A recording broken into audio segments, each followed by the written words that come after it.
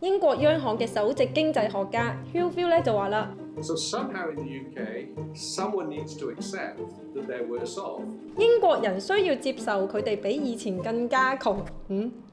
我哋有冇聽錯？先幾個月前咧，大家應該都睇到呢幾隻大嘅標題就話啦，英國正係處於咧史上最長嘅衰退裡面。咁就過咗幾個月啦，而英國嘅經濟咧近排又成為頭條咯。英國央行將呢個利率上調去到15年以嚟最高嘅水平。加息嘅原因就好直接啦，就係因為英國嘅通脹咧比起歐盟同埋美國咧係更加惡劣。當大部分歐洲主要國家同埋美國嘅通脹咧都已經回落啦，但係英國嘅年度通脹率咧仍然保持喺雙位數字嘅增幅，最新嘅數字係10.1%，離英國央行呢2% 嘅通脹目標咧高出5倍有多，係美國嘅2倍，比歐盟嘅平均值8% 咧更加高。而根據英國最大嘅食物銀行 Trussell Trust 嘅數字顯示啦，因為好多人負擔唔起咧去買嘢食，被逼咧去求助呢個食物銀行嘅人數咧已經激增到去5年嘅高位啦。而喺咁高嘅生活成本之下咧，大部分嘅英國人都話：哎呀好辛苦。但係英國最大嘅石油公司之一 BP就竟然創出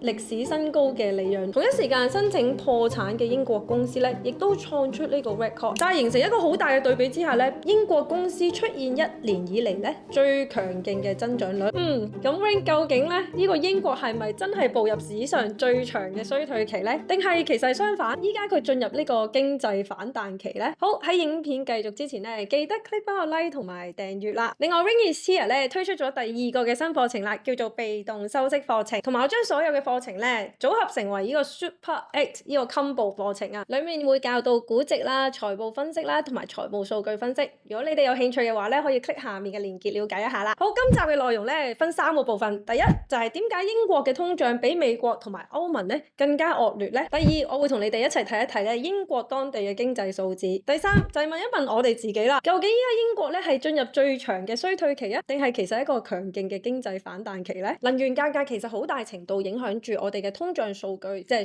CPI 佔通脹數據咧可能高達30%。所以如果能源貴嘅話咧，通脹係唔會回落嘅。根據呢個英國嘅 Domestic Energy Price Index 咧，英國喺過去1年之內，佢嘅能源價格已經增加咗64%。睇住歐洲同埋美國嘅能源危機咧緩和咗好多，但係英國咧究竟發生咩事？點解佢能源問題仲係咁嚴重咧？我依家同你哋一齊睇下呢個英國嘅能源政策。相信好多人都知道 Liz Truss 啦，佢少數嘅其中一個德政之一咧，就係 cap 咗咧家庭嘅能源標上限啦。呢個政策叫 Energy Price Guarantee， 即係 EPG 啦。成個政策係保障每一個家庭每年唔會俾超過2500磅嘅能源帳單。但係事實就係咧，呢個天然氣嘅價格咧，自從上年10月到咗高位之後咧，一直都回落緊。雖然英國庫房咧已經俾咗至少38個 billion 嘅英鎊啦，但係通脹到依家咧都未跌翻落嚟。咁能源價格嘅原因好多種啦，咁我抽2個咧同你哋睇一睇當地咧英國嘅問題。第一就係能源商壟斷嘅問題啦。英國最大嘅能源供應商咧就被稱為呢個 Big Six。喺2022年嘅第4季啊，佢哋已經佔咗全英國高於80%嘅電力市場同埋天然氣市場嘅份額。其實喺過去10幾年以嚟咧，監管機構 Ofgem 咧係一直都想致力去提高翻市場嗰個競爭性。佢哋批咗好多新嘅牌照出去，但係咧2021年咧，因為呢個天然氣價格大幅上升咧，令到至少31間嘅供應商倒閉。捱得住嘅供應商咧，都係啲老牌嘅大集團啦，即係頭先我講嘅頭6間啦。雖然英國係有呢個 Energy Price Cap 啊，用嚟咧限制翻呢個能源供應商可以同消費者收取嘅最高價格，但係如果俾着我係供應商嘅話，我都會挨住個 cap， 即係個上限去 charge 你哋收費啦，賺盡佢啊嘛。即係對於未大規模呢啲細嘅供應商執笠之前咧，其實呢啲細嘅供應商咧本身佢哋嘅價格咧係平少少嘅，但係咧因為依家供應商少咗啦，所以最終咧依家變到咁少嘅供應商，你以為你仲有得揀，但係其實咧你嘅選擇空間咧已經細咗好多啦。另一方面，監管嘅漏洞亦都造成英國電力公司咧有呢個價格操控嘅問題。咁其實咧英國現行嘅發電許可條例咧係講緊係1990年嗰陣時推出㗎啦。根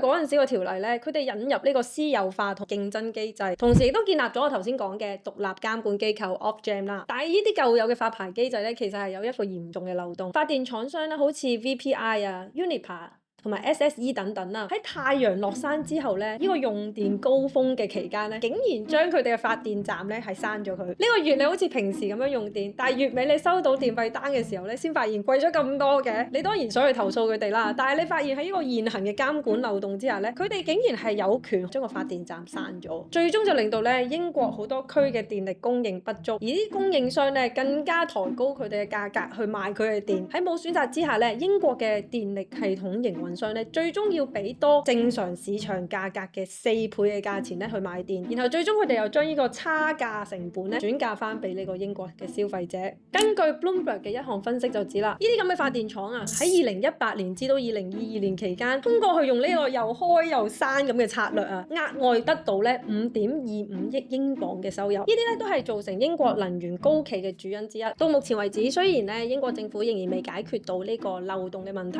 不過咧好彩就係 Ofgem 咧已經就呢個問題展開咗呢個公眾諮詢。咁佢哋就話啦，最快喺今年嘅夏天咧會將呢個漏洞咧堵塞翻。除咗能源價格之外咧，英國嘅食品通脹咧亦都係非常之犀利，因為呢個能源價格高企啦，亦都加重咗呢啲公司嘅營運成本，甚至影響到咧呢個食品價格。淨係講緊英國3月份啊，呢個食品通脹啊已經係講緊增長17.5%，係45年以嚟咧最快嘅上升速度，創歷史新高。青瓜按年升52%，橄欖油升49%，芝士咧都升44%，因為供應減少咗啦，令到英國嘅來貨價格啊都上升。英國嘅超市咧本身係想維持一個低嘅價格，但係咧最終就引發到咧上幾個月出現咗一啲搞笑嘅嘢啊，譬如咧每人去超級市場淨係可以限買3個番茄，而英國各大超市嘅 meal deal 咧喺2年以內咧都升咗好多，最高咧去到33%，平均咧都高咗21%。Brexit 咧令到英國失去咗同歐盟最優惠嘅貿易協定，咁英國嘅入口材料咧嘅成本真係貴咗好多。根據 LSE 嘅研究就指出啦，單一個 Brexit 咧就令到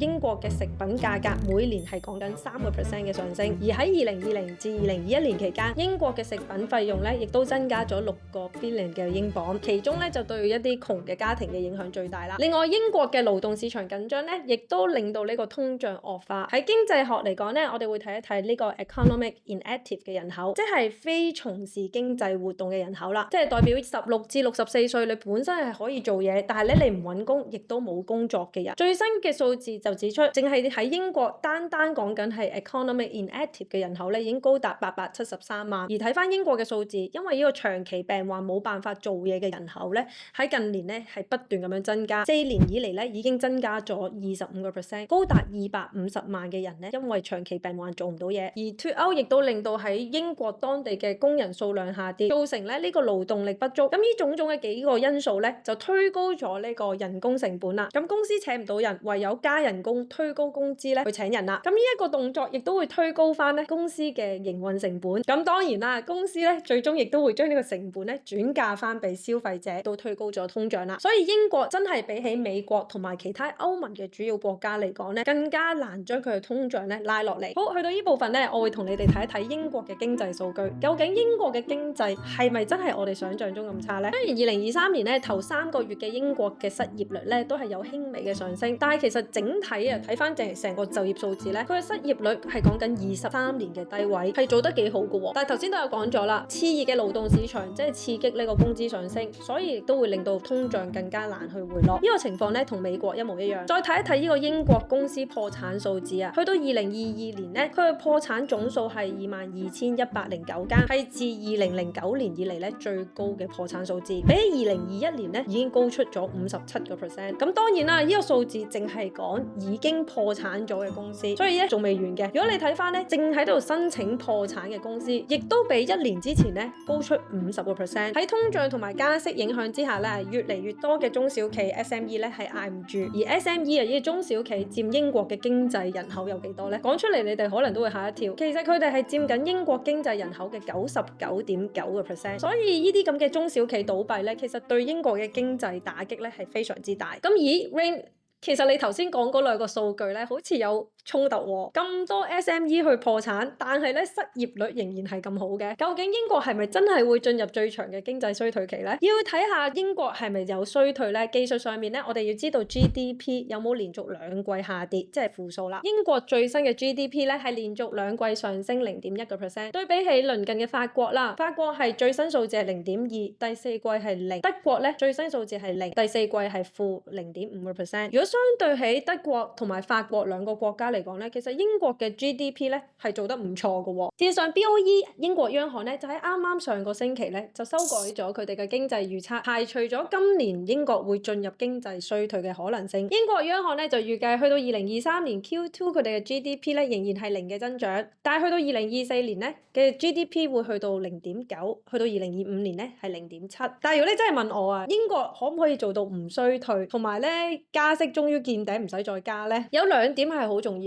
第一就係能源仲有冇可以下跌嘅空間咧？咁頭先講咗啦，能源價格直接影響通脹，影響加息，打擊經濟，所以咧係非常之重要。除咗頭先提過啦 Ofgem 咧就打算喺幾個月內咧堵塞翻呢個能源價格被操控嘅問題之外，英國政府咧其實喺今年都宣布咗咧會延長1年佢哋個 fuel duty， 即係令到呢個燃油稅嘅稅率咧再維持1年不變。咁英國嘅 fuel duty 咧其實係同通脹係掛鈎嘅，所以相比起上一個年度咧呢個減免計劃，咁即係話咧每1公升嘅 petrol 同埋 diesel 咧就可以減12個 pence， 即係便士啦。而根據英國央行嘅 projection 啦，橙色呢個部分咧就係能源通脹，佢哋預計咧未來幾個月內咧會大幅下滑，但係紫色嘅呢個食品通脹咧將會維持高位一段時間，而黃色嘅服務通脹咧就有可能會再增加啦。咁除咗呢個能源價格嘅問題，頭先我提到呢個勞動力市場嘅情況咧，亦都係我最關注嘅一個因素之一。咁因為呢個生活成本真係壓迫得好犀利，全個英國咧都出現唔同嘅示威嘅運動，包括公務員在內咧都要求要加翻人工。咁英國嘅政府咧喺4月份將公務員嘅人工升幅指引咧又調高咗啦，去到4.5%，而最低薪酬級別嘅公務員咧可以加到5%。但係公務員嘅工會咧仍然認為呢個增幅咧唔滿意，因為咧佢哋想要呢個人工嘅增幅要同呢個通脹升幅睇齊。咁講翻啊呢個影片嘅重點之一就係點解呢個英國央行嘅首席經濟學家會叫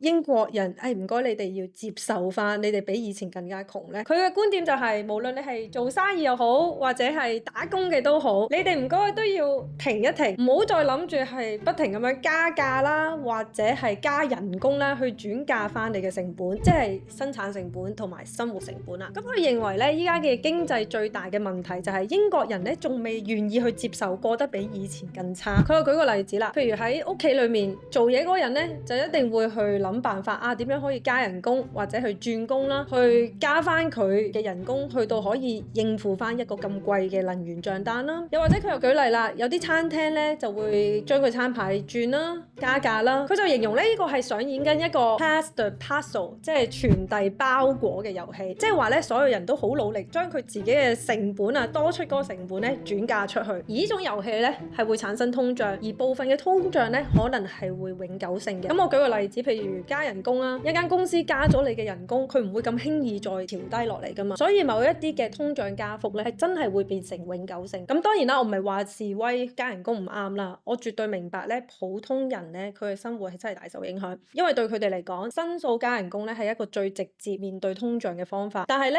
同一時間大家都要明白，事實上咧企業亦都會將呢啲工資嘅成本咧轉嫁翻出去消費者身上，所以最終會形成一個惡性嘅通脹循環。咁無論點都好啦，英國已經經歷咗好多次嘅加息啦，而隨住佢哋亦都對呢個能源價格咧有一個下跌嘅預期。英國政府依家預計咧呢個通脹率咧會喺年中左右咧大幅回落，希望咧就真係好似國會咁樣預計啦，去到2024年咧呢個通脹可以回復翻2% 嘅目標通脹率。而最新嘅標準普爾嘅報告亦都指出，英國嘅企業嘅利潤率咧竟然係1年以嚟咧最好嘅增幅，原因就係因為呢個度假啦同埋娛樂性嘅支出增長咧係高於預期，咁亦都係頭先我講 CPI 數字裏面 services 嘅類別啦。而英國嘅4月份綜合採購經理人指數咧由上個月嘅52.2咧已經升到去53.9，亦都係連續3個月嘅上升，即係話咧英國嘅經濟已經連續3個月進入擴張期啦，高於50即係代表經濟擴張。總括嚟講，英國咧到依家仲係未進入衰退嘅，而且經濟喺度緩慢增長緊。但係如果要實現翻佢哋喺疫情之前嘅增長水平，真正可以解決到佢哋經濟嘅根本問題咧，其實係要產出翻一個高價值嘅產品或者係服務啦，即係要全面提高整個國家嘅生產能力。咁究竟英國嘅競爭力有幾高咧？睇下呢度，除咗教育、房地產同埋藝術文娛產業之外，其實大部分嘅產業咧係仍然疲弱，拖低埋整個嘅英國 GDP。咁睇嚟咧，英國嘅政府真係要必須努力去改善成個嘅國家嘅生產力啦。咁當然啦，作為一個個人啊，更加令到你咧容易去面對經濟不景嘅情況之下咧，就係增加你嘅收入來源。所以咧，我成日都喺唔同嘅影片有講過，唔可以就係單單靠一個咧人工嘅單日嘅收入，因為當呢個經濟逆境之下咧，你自己都唔知呢份工可以維持你嘅生活幾耐。所以學習唔同嘅技能啦，同埋學習投資，增加自己嘅被動收入咧，都係非常之重要。我哋 Wing is Here 最新嘅課程咧，就係教你點樣建立唔同嘅被動式嘅收入，當中會教你2個嘅被動收入工具，分別就係 REIT 同埋收息股，點樣去做分析同埋估值。如果你有興趣咧，可以 click 翻下面嘅連結咧，了解多啲啦。咁你又覺得英國應該點樣去重振翻佢嘅經濟咧？第一，發展科技；第二，增加勞動人口，譬如移民；第三，增加稅收；第四，如果你諗到其他方法咧，亦都可以留言喺下面話俾我聽。好，今日我分享咧就到呢度啦。如果你中意呢段影片咧，記得 click 翻 like、留言、share 同埋訂閱。訂閱嘅時候咧，記得 click 翻我 long long 啦。下次再見，拜拜。